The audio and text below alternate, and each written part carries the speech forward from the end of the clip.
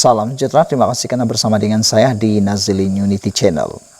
Jadi persoalan besar ialah, adakah dengan kelancangan Akmal Saleh boleh mewujudkan keretakan dalam kerajaan Madani, lalu menyebabkan UMNO tersingkir daripada kerajaan ini, lalu akan menjemput pula Perikatan Nasional dalam kerajaan Madani.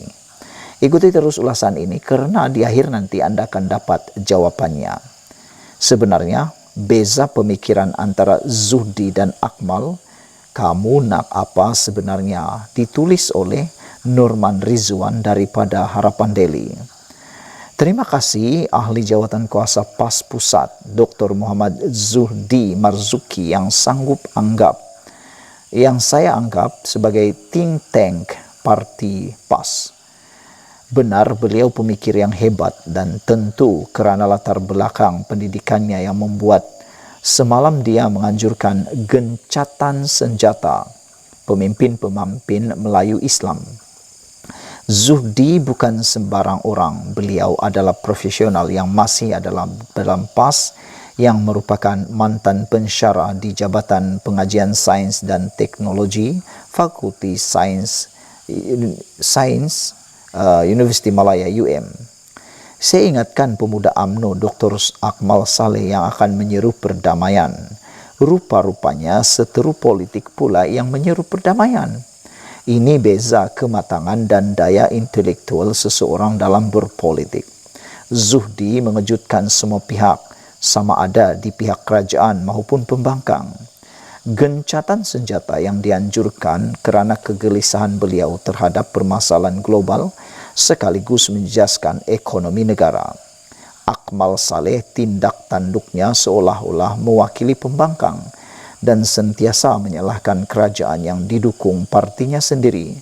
Zuhdi pula bertindak profesional demi menyelamatkan negara. Pemimpin UMNO, muda UMNO itu memainkan isu kekemat dan mengajak masyarakat Melayu memulaukan kekemat. Zuhdi pula menzahirkan kegelisahan terhadap isu perkauman. Zuhdi berkata, masalah yang membimbangkannya itu iaitu polarasi kaum kian ketara dan menyebabkan keharmonian rakyat seperti bom jengka yang boleh meletus apabila sampai masanya. Duri dalam daging. Dalam ekonomi tidak menentu dengan peperangan Israel, Palestin, Rusia, Ukraine dan Iran. Jika negara kita politik terus bergolak, ia hanya akan memusnahkan untuk pemulihan ekonomi. Mana tidaknya Akmal Saleh dan Wi Kasiong bertindak seolah-olah mereka adalah wakil daripada parti pembangkang atau seolah-olah deep state untuk kerajaan. Sepatutnya kedua-dua mereka membantu kerajaan dengan menggunakan saluran dalaman parti. Namun, perwatakan mereka bukan sahaja tidak profesional, malah seperti menjadi duri dalam daging kerajaan perpaduan ini. Nasihat saya buat adik Akmal Saleh, walaupun saya tahu nasihat ini tidak akan dipedulikan kerana nasihat presidennya sendiri tidak dipedulikan, tetapi dengarlah Akmal. UMNO ditolak oleh orang Melayu sejak 2008 lagi. Grafnya menurun dan semakin menurun pada PRU 2013 dan akhirnya PRU 2018 orang Melayu menolak parti ini. Kepercayaan orang Melayu kepada UMNO semakin terhakis kerana isu korupsi.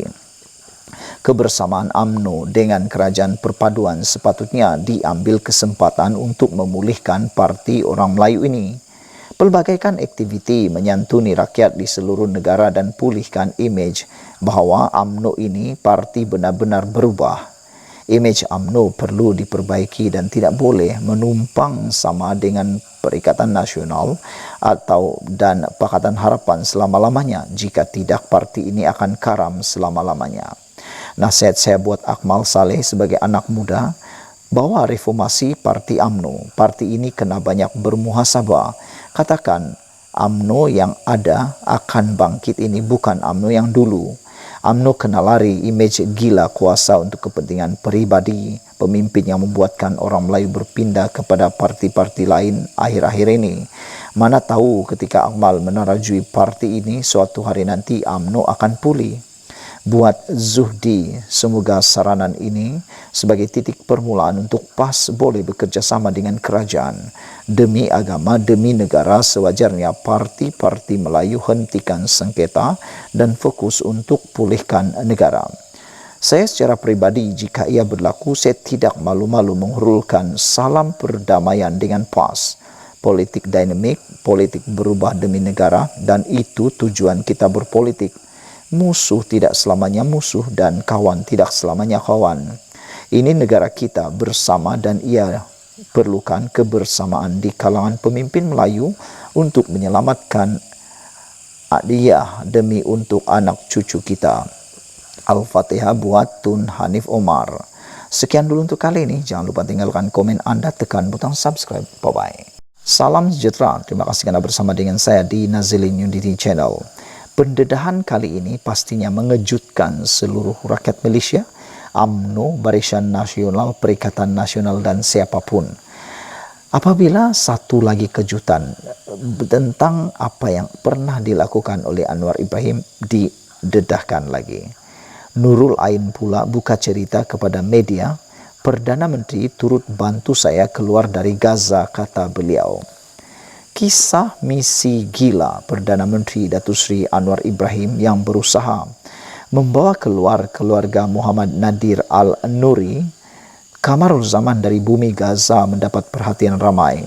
Terbaru selepas kisah itu tular, seorang lagi rakyat Malaysia yang pernah terkandas di Palestin iaitu Nurul Ain Harun turut mendedahkan bahawa Perdana Menteri menjadi antara sosok penting yang membantu dia dan suami keluar daripada tanah bergolak itu tahun lalu. Menceritakan detik bebas dari Palestin, Nurul Ain berkata, tidak semua orang boleh dipindahkan ke tempat selamat kerana ia ditentukan oleh penyelaras aktiviti kerajaan di wilayah Kogat, Israel. Namun atas usaha dan gesaan Anwar, mereka dapat keluar daripada negara berkenaan. Proses itu tidak mudah sebab yang menentukan siapa yang boleh dipindahkan ini bukan Perdana Menteri Malaysia, Duta Besar Malaysia ke Kaira, Zamani Ismail atau pihak Mesir kerana Kogat Israel itu yang menentukannya. Ambil masa yang sangat lama sebab mereka hanya boleh menggesa dan berjumpa Perdana Menteri Mesir sendiri. Alhamdulillah, terima kasih yang tidak terhingga kepada Datuk Seri Anwar Ibrahim yang dapat keluarkan saya dan suami dahulu dan juga Menteri Luar Datuk Dr. Zamri Abdul Kadir, dan tidak lupa kepada mereka yang bertungkus lumus katanya memetik sinar harian baru-baru ini. Nurul Ain berkata demikian susulan berita menggembirakan Ketua Pegawai Eksekutif Cinta Gaza Malaysia, Nadir Al-Nuri yang telah bersatu bersama isteri dan anak-anaknya di tanah air. Pada 13 November tahun lalu, Kementerian Luar Negeri KLN mengesahkan Nurul Ain bersama suami warga Palestin selamat dibawa keluar melalui lintasan sempadan Rafah Jalan jam 8.23 malam waktu tempatan 2.23 waktu Malaysia pada Ahad. Saudara-saudara sekalian, ini memang sangat-sangat luar biasa. Sekian dulu untuk kali ini. Jangan lupa share video ini. Kita jumpa lagi. Bye-bye. Salam sejahtera. Terima kasih kerana bersama dengan saya di Nazilin Unity Channel. Dipetik daripada Harapan Daily, habislah Akmal Saleh kali ini. Halus tapi berbisa. Giliran Adam Adli tegur hantaran lancang Akmal menyinggung Perdana Menteri Anwar Ibrahim.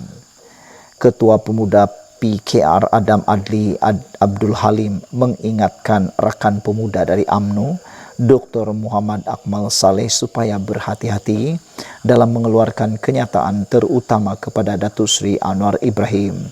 Adam berkata sebagaimana PKR sepakat menonjolkan sikap hormat kepada Presiden UMNO dan berhati-hati dalam memilih perkataan, mengapa Akmal tidak melakukan perkara sama terhadap Presiden mereka?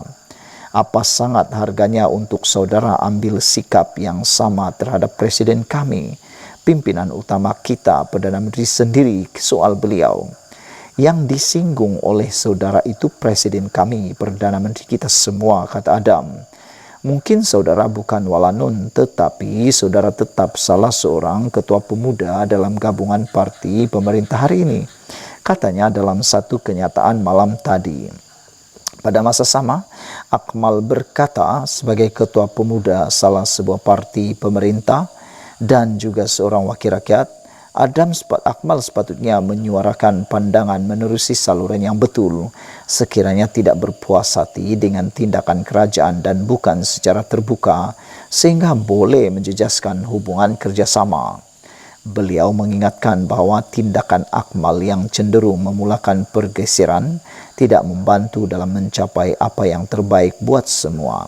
Saudara Akmal Saleh mungkin boleh bertenang dan pandang kiri kanan sikit dalam mengeluarkan kenyataan sama ada peribadi maupun rasmi. Mungkin saudara ada semangat tinggi untuk membela Datuk Seri Najib. Itu ikrar saudara yang kita tidak pernah larang kalaupun ada berbeza pandangan, kata Adam. Cuma percayalah, menimbulkan suasana yang cenderung memulakan pergeseran sebegini tidak membantu pun dalam mencapai apa yang terbaik untuk semua, ujarnya lagi. Sebelum ini, Akmal yang juga adun merlimau itu mempersoalkan kenyataan Anwar yang menyatakan afidavit difailkan Datuk Seri Ahmad Zaid Hamidi untuk menyokong Datuk Seri Najib Razak menjalani baki hukuman secara tahanan rumah dibuat atas kapasiti sebagai Presiden UMNO. Sekian dulu untuk kali ini. Jangan lupa tinggalkan komen anda, tekan butang subscribe. Bye-bye. Salam sejahtera. Terima kasih kerana bersama dengan saya di Nazilin Unity Channel. Anwar Ibrahim menang besar lagi. Kali ini, satu dunia pertahan moral, akhlak Perdana Menteri. Bagi mereka yang mempertikai moral dan akhlak Datuk Seri Anwar Ibrahim, sila bandingkan pengetahuan anda dengan mereka yang mempertahankan marwah Datuk Seri Anwar Ibrahim seperti berikut. Sejak bermula fitnah dan tuduhan dan direkayasa dengan maksud pembunuhan karakter ke atas Datuk Seri Anwar Ibrahim pada tahun 1998, agar Datuk Seri berhenti berpolitik, sebahagian rakyat Malaysia tetap mempertahankan moral, akhlak dan maruah Datuk Seri Anwar Ibrahim apabila masyarakat Melayu menunjukkan undi protes pada PRU 1999 dengan swing votes sebanyak 36% kepada pembangkang. Datuk Seri Najib sendiri di Parlimen Pekan hanya menang dengan majoriti 241 undi. Akibat kemarahan masyarakat Melayu atas kezaliman yang dilakukan ke atas Anwar Ibrahim. Sebahagian rakyat Malaysia tetap mempertahankan moral, akhlak dan maruah Datuk Seri Anwar Ibrahim apabila Datuk Seri yang mengetuai pembangkang pada PRU 2008 berjaya merobek keegoan UMNO BN buat pertama kali apabila UMNO BN kehilangan 5 negeri dan majoriti 2/3 di Parlimen. Akibatnya, UMNO BN menjadi lumpuh.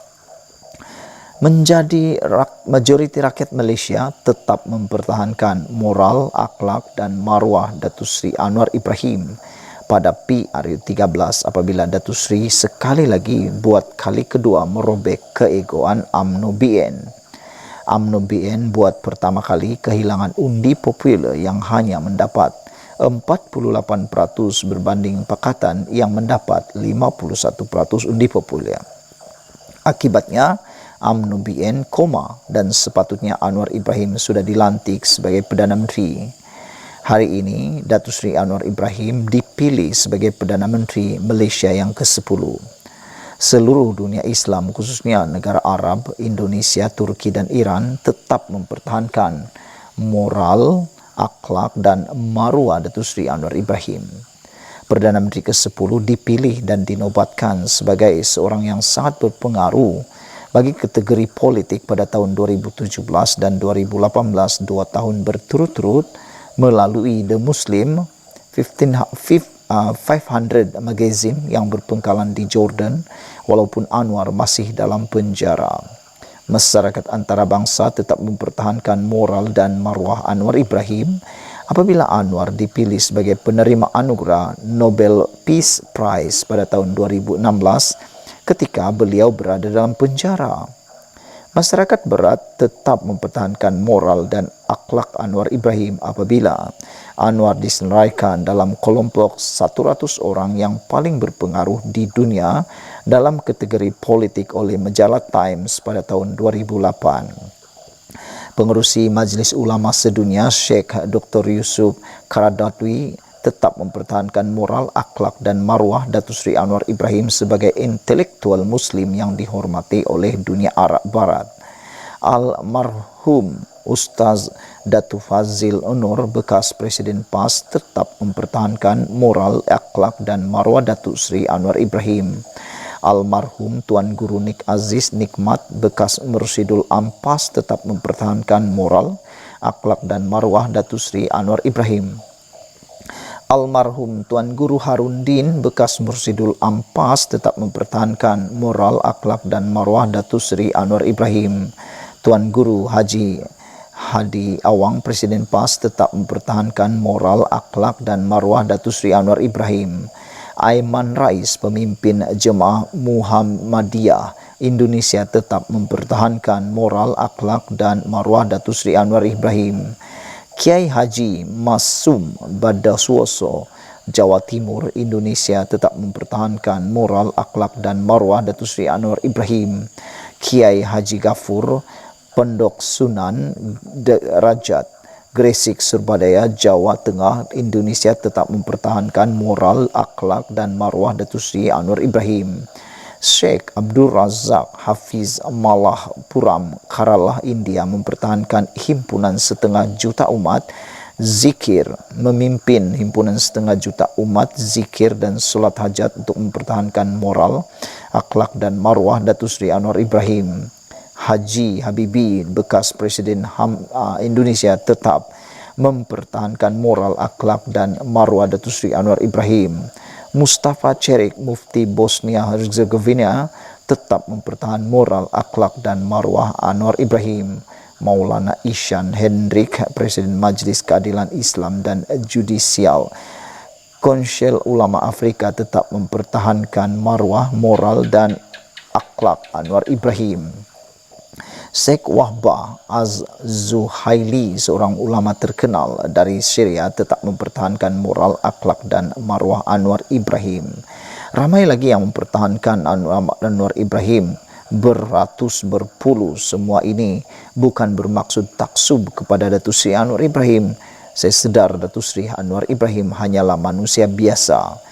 Matlamat tulisan ini adalah untuk mengekang, membendung dan melawan pembunuhan watak dan character assassination yang dilakukan ke atas Datuk Seri Anwar Ibrahim oleh musuh-musuhnya dari sudut sains politik.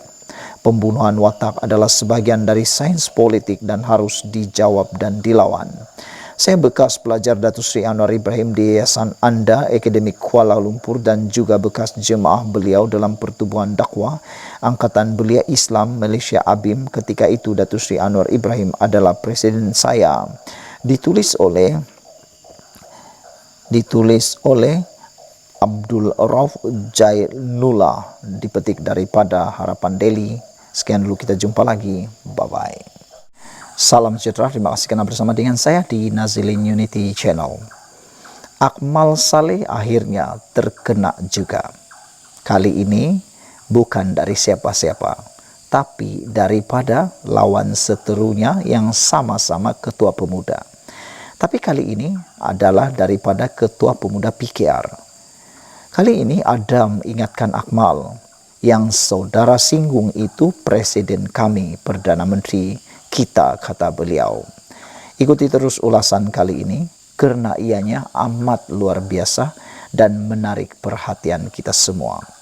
Ketua Pemuda PKR AMK Adam Adli mengingatkan rakan sejawatnya dalam UMNO Akmal Saleh agar berhati-hati dalam mengeluarkan kenyataan yang boleh mengeruhkan hubungan antara parti dalam kerajaan perpaduan.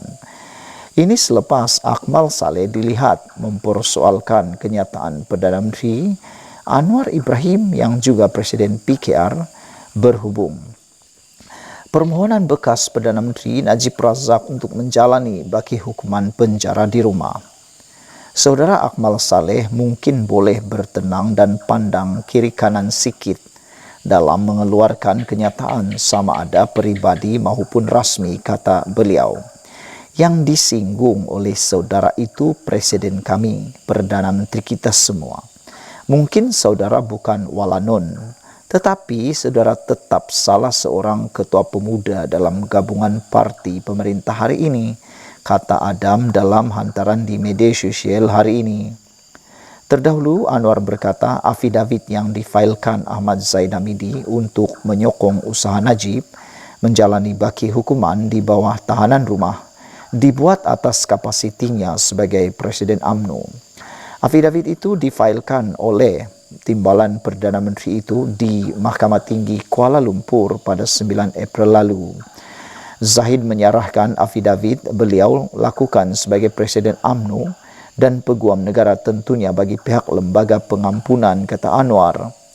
Pendirian kita bahawa semua keputusan yang melibatkan Raja-Raja Melayu tidak boleh dicabar. Saya tidak mahu mengulas lanjut kerana ini adalah prinsip kerajaan, bukan sekarang tapi sejak merdeka, kata Anwar. Kenyataan Anwar itu mendorong Akmal Saleh menegaskan bahawa perintah tahanan rumah itu adalah berkaitan titah diraja dan bukan soal presiden parti. Ini bukan soal presiden parti atau kerajaan, katanya. Ini soal sama ada kerajaan mahu menjunjung titah atau sebaliknya. Rakyat mahukan penjelasan bukan alasan, kata Akmal Saleh menerusi Facebooknya. Mengulas perkara itu, Adam berkata Akmal perlu menonjolkan sikap hormat kepada Perdana Menteri, seperti mana hormat yang ditunjukkan parti-parti lain dalam kerajaan perpaduan terhadap Ahmad Zaid Hamidi. Sebagaimana kami sepakat tonjolkan sikap hormat kepada Presiden saudara dengan sentiasa berhati-hati memilih perkataan dan menyatakan pandangan kalaupun dalam isu yang kadang amat fundamental dan mengesankan, kata beliau.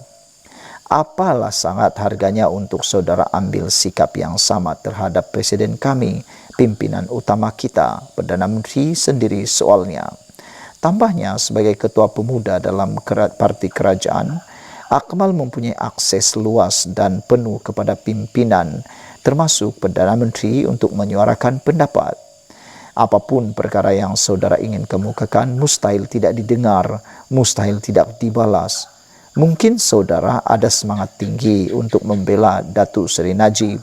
Itu ikrar saudara yang tidak pernah dilarang kalaupun ada berbeza pandangan, katanya. Cuma percayalah, menimbulkan suasana yang cenderung memulakan pergeseran sebegini tidak membantu pun dalam mencapai apa yang terbaik buat semua, kata Adam lagi. Beberapa netizen turut memberikan persoalan ini atau memberikan pernyataan kepada Akmal Saleh. Kata Tok Mudim, Anwar bersikap profesional. Kata beliau, engkau jaga departmen engkau, aku jaga departmen engkau. Kata beliau lagi. Tetapi sebagai seorang ketua, sebagai yang dianggap bapa, Anwar perlu juga rotan anak-anak yang nakal dengan cara didikan anak tradisional. Guna nasihat dan psikologi macam cara didikan anak di barat tak jalan untuk anak tiri seperti Akmal ini. Ahli politik Malaysia masih belum bersedia dengan budaya profesionalisme dan masih perlu ditakbir dengan cara diktatorship atau authoritarian seperti zaman Mahathir. Barulah you can take them in line sebab semua takut nak masuk ISA, kata beliau lagi. Saudara-saudara, ada juga yang kata, betul kata Adam, Akmal ni tak layak jadi ketua. Lihatlah apa yang dia buat. Boikotlah, marah orang bodohlah, tidak dengar nasihat sultan. Orang macam ni rakyat cakap dialah yang paling, kata beliau. Jika tidak lantik orang seperti dia jadi ketua, jangan terkejut kalau ketua itu buat benda yang tak betul, kata mereka lagi. Saudara-saudara sekalian, kata orang menami kata, ini yang perlu diperbetulkan, kata beliau lagi. Sekian dulu untuk kali ini. Jangan lupa tinggalkan komen Anda, tekan butang subscribe. Bye-bye. Salam sejahtera. Terima kasih kerana bersama dengan saya di Nazilin Unity Channel. Perdana Menteri ke-10 Anwar Ibrahim pening kepala dengan UMNO? Apa kata cuba-cuba dekati Perikatan Nasional?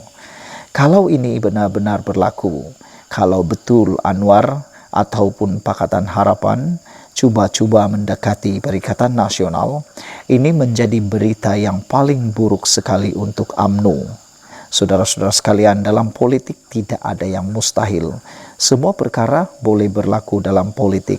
Dalam sekelip mata, musuh menjadi rakan, rakan menjadi musuh. Itu perlu dihati-hatikan.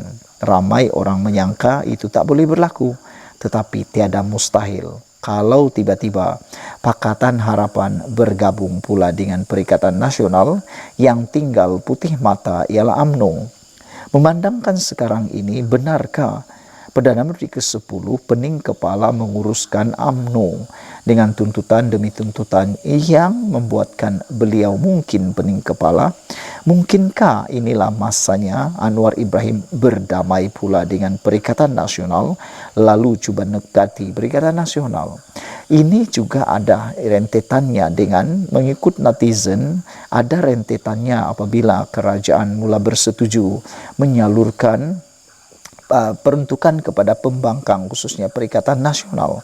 Jadi ada netizen kata mungkin inilah permulaannya Perikatan Nasional dan Pakatan Harapan akan bersatu atau sama-sama berjuang untuk supaya tidak ada lagi usaha menjatuhkan Anwar Ibrahim, walaupun mungkin akan timbul desakan supaya UMNO Barisan Nasional keluar daripada kerajaan perpaduan ini sekiranya mereka gagal untuk mengeluarkan Najib dari penjara Kajang supaya dapat menjalani tahanan rumah. Saudara-saudara sekalian, menurut Sabudin, saya tak pasti sama ada Perdana Menteri ke-10 pening kepala atau tidak dengan UMNO dalam isu tahanan rumah yang difailkan Najib Razak di mahkamah. Tapi saya rasa ada sedikit peninglah Anwar Ibrahim. Sebab bagaimana tak peningnya, beliau terpaksa menjaga kiri kanan. Ditelan mati bapa, diluah mati mama. Nak buat macam mana lagi? Sudahlah timbalannya sendiri dalam kerajaan iaitu Ahmad Zaid Hamidi memihak kepada Najib dengan setuju menjadi saksi dalam saman bekas Perdana Menteri itu yang menamakan 7 responden berkaitan kerajaan, yang dalam samannya terbaru pula Ketua Pemuda UMNO Dr. Akmal Saleh mencetuskan polemik baru dengan ayat yang pedih menimbak Perdana Menteri ke-10, iaitu ini soal sama ada kerajaan mahu menjunjung titah atau sebaliknya. Seterusnya, Dr. Akmal membedil Perdana Menteri ke-10 lagi dengan kata-kata, rakyat mahukan penjelasan bukan alasan. Kalau pemimpin yang bertaraf senior serta banyak makan garam mendegur Perdana Menteri ke-10 sebegitu, barangkali boleh lagi diterima. Ini tidak. Standard BBNU, budak-budak baru nak up. Menembak begitu, kalau sayalah memang terasa pedihnya. Kalau saya duduk di tempat Perdana Menteri ke-10, memang saya kena pening kepala dengan satu demi satu karena UMNO ini. Dah bagi Zaid Hamidi DNA, patutnya cukuplah tu. Janganlah Presiden UMNO cetuskan kekalutan lagi dengan setuju buat affidavit dan jadi saksi Najib pula. Sedarlah sikit saman Najib itu ditujukan kepada kerajaan. Bagilah orang lain jadi saksi. Zahid Hamidi sepatutnya jadi jaga Perdana Menteri ke-10, bukan jaga Najib. Lepas itu perangai Dr. Akmal pun Presiden UMNO tak boleh kawal.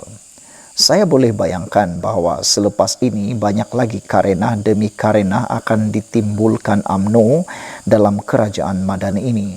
Menang cuma hanya 26 kerusi tapi berlagak macam ada 260 kerusi.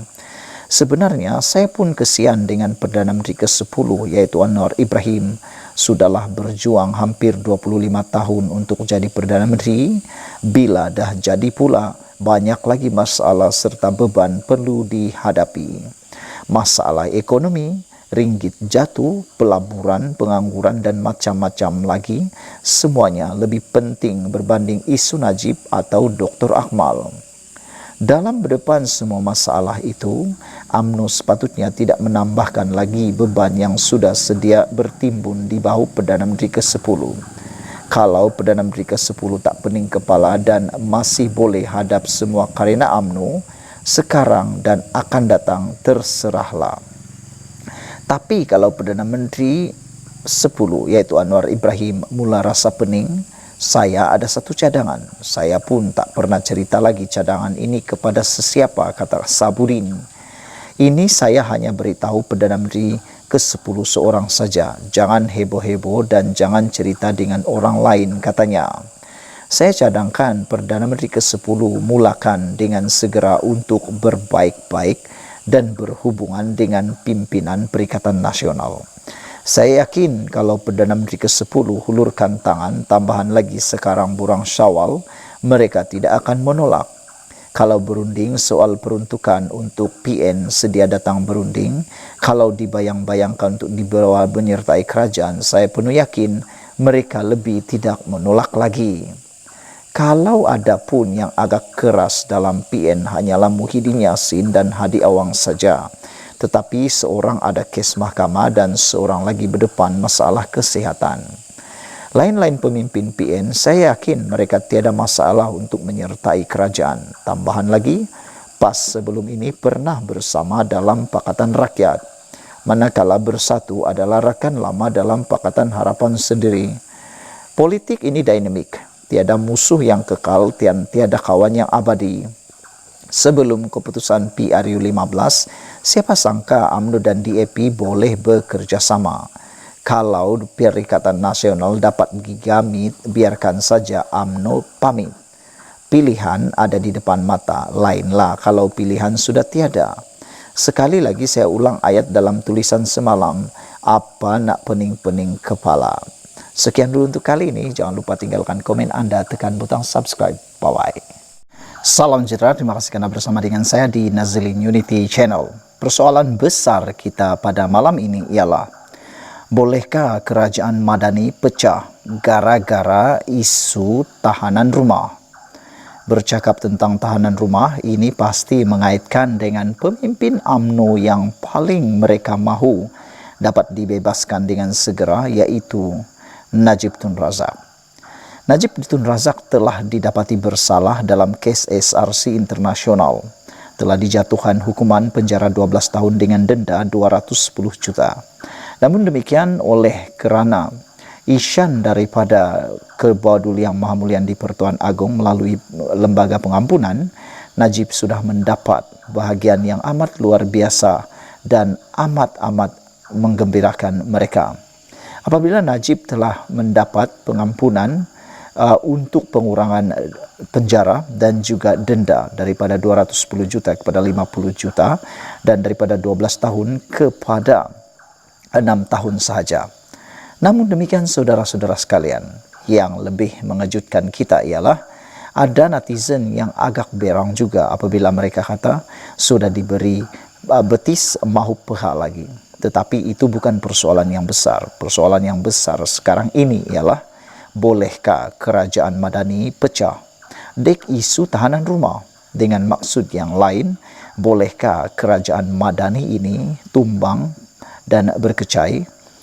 Yang saya pasti Anwar Ibrahim tidak akan tumbang. Pakatan Harapan tidak akan tumbang. Tetapi yang menakutkan ialah ke mana arah tujuan UMNO selepas ini sekiranya kerajaan Madani ini pecah.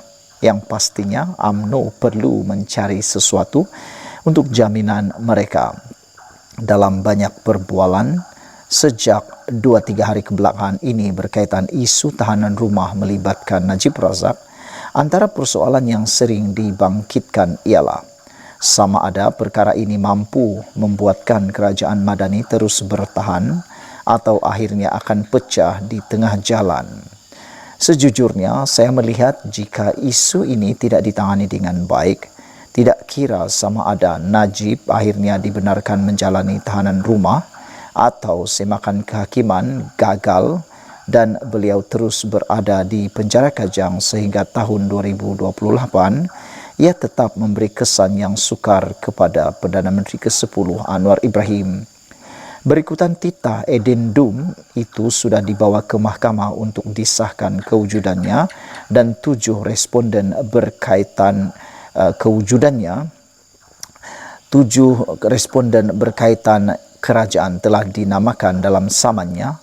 Mahu tidak mahu, ia kini sudah menjadi pertikaian antara Najib dengan kerajaan, dan apa yang bekas Perdana Menteri itu ingin lihat seterusnya ialah bagaimana pihak kerajaan mahu melawan dalam kes tersebut.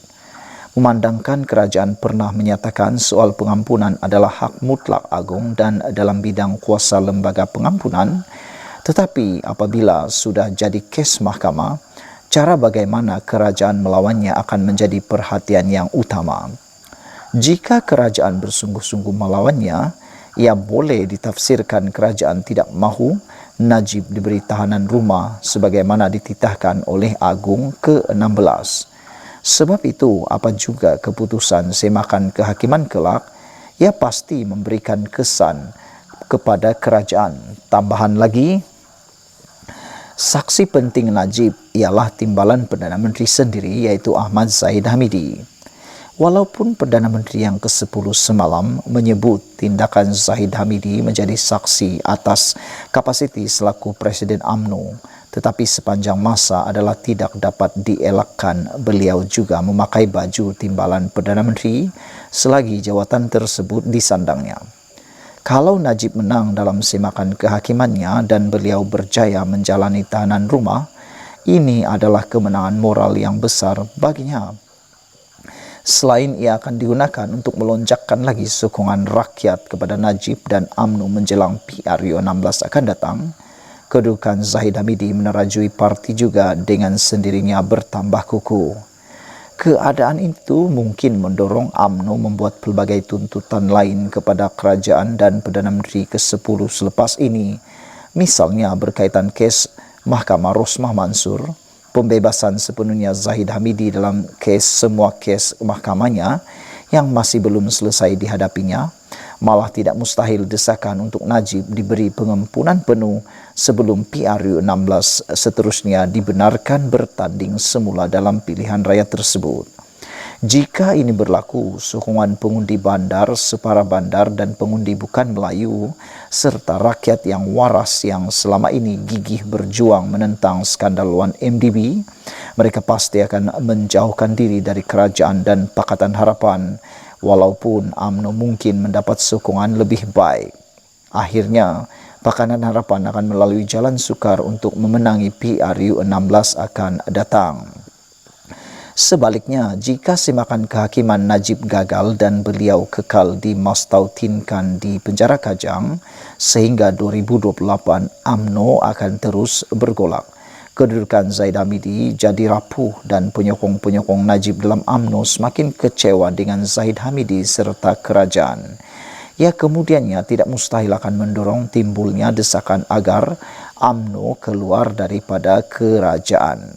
Paling mungkin menjadi orang pertama yang akan melakukan desakan itu kiranya Najib kekal ditahan di penjara Kajang ialah Ketua Pemuda UMNO sendiri Dr. Akmal Saleh.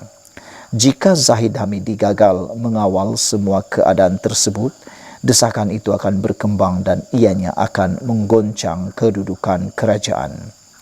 Kerajaan perpaduan akhirnya akan bertukar menjadi kerajaan perpaluan, di mana palu memalu sesama sendiri tidak lagi dapat dielakkan. Maka kalau Perdana Menteri ke-10 berjaya mempertahankan kerajaan Madani ini sehingga penggal yang akhir penggal sebelum tibanya PRU 16, beliau akan menjadi Perdana Menteri paling pening kepala berbanding semua pendahulunya sebelum ini. Ditulis oleh sabudinhusin.com. Sekian dulu untuk kali ini. Jangan lupa tinggalkan komen anda. Sila tekan butang subscribe. Malaysia kita punya, kita jaga sama-sama cintai Malaysiaku. Bye-bye.